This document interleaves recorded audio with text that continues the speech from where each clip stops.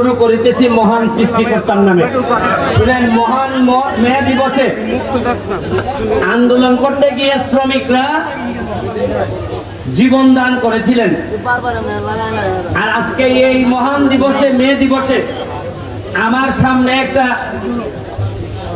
ব্যানারের মধ্যে দেখা যাচ্ছে যে দেওয়ানদি টি কোম্পানির মিরটিঙ্গা চা বাগান, আমাদের লালচান চা বাগান, নোয়াপাড়া চা বাগান, এই চা বাগানের শ্রমিক মালিক কর্তৃক শ্রমিকদেরও বেতন হচ্ছে না, স্টাফদেরও বেতন হচ্ছে না। তবে আমি শুনলাম যে ওই বাগানের মালিকরা আসা যাওয়ার সময় নাকি হেলিকপ্টার ব্যবহার করেন।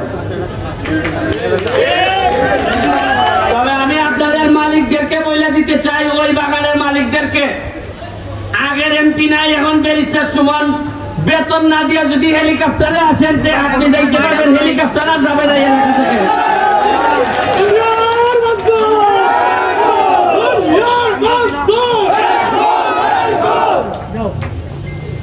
লোক ঠিক করেন যে হেলিকপ্টার কিনার লোক আছে কিনা, এটা দেখছে, পরে শ্রমিকদের দাম টাকা দেওয়া হবে।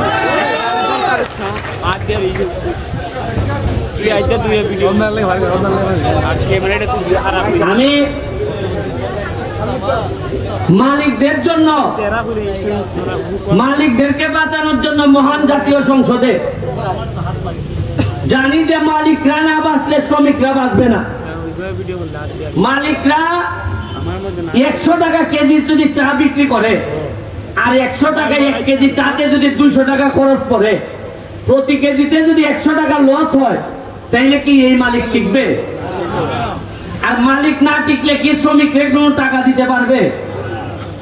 ভালো লাগতেছে যে মাত্র 2 মাসও হয় নাই, মাননীয় প্রধানমন্ত্রীর সামনে দাঁড়াইয়া সাহস করে বলছিলাম যে মাননীয় প্রধানমন্ত্রী, মাননীয় স্পিকার, এমন এক দেশে জন্মাইছি যে দেশে উদ্যোক্তা চেয়ে দালালের দাম বেশি।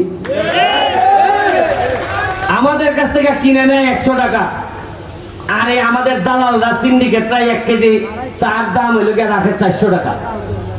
এরা তো 300 টাকা প্রতি কেজিতে লাভ, আর মরছে আমার শ্রমিক আর মালিকরা।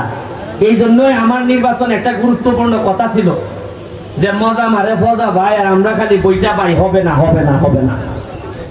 আর এই ফজা ভাইদের বিদায় দিয়ে আসার মনে, আরে আর যাই করি মরার আগে 4 বছর তো আর এমপি আছি, এরপরে বিদায় করে দিয়েন 4 বছরে 40 বছরের ডাক ডাকে আসার মনে করে দিলাম। আরে ঘোষণা তো দিছি সম্পদ বানাবো না, ঘোষণা দিছি যে আজকে সিএনজি মালিকদেরকে, শ্রমিকদেরকে আজকে আপনাদের আগে এদের জন্য প্রোগ্রাম করে আসছি। গত 40 বছরে আমাদের এলাকায় সিএনজিদের জন্য একটা স্ট্যান্ড করা হয় নাই। আমি এমপি হওয়ার পর মাত্র 4 মাসের ব্যবধানে 2টা স্ট্যান্ড বানাই দিছি। এরা জীবনে চিন্তা করতে পারে নাই যে যখনই জানে বলছে, এরা বলছে যে আরে জায়গা তো নাই বাজারে, তা আমি পাইলাম কই?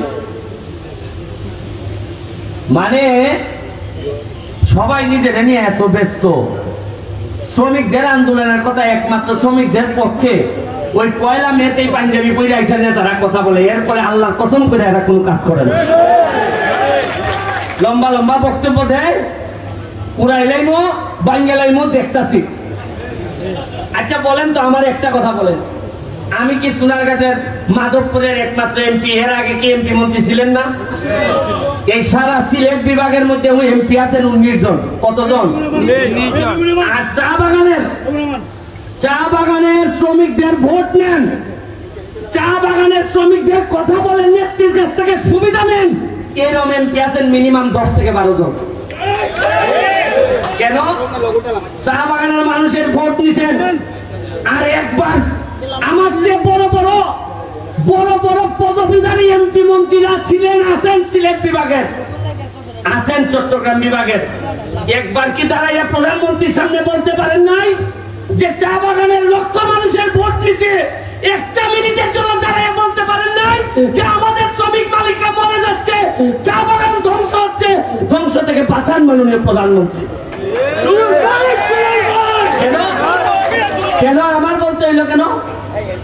কেন এই বছরগুলো গেল কই আপনাদের জীবনে?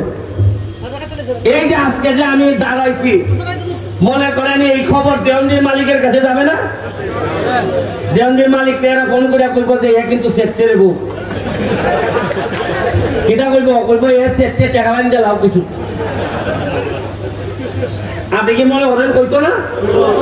এমনও কইতে পারে এ কিছু পাগলা আছে, কুম্বালা কিতা করে ঠিক নাই।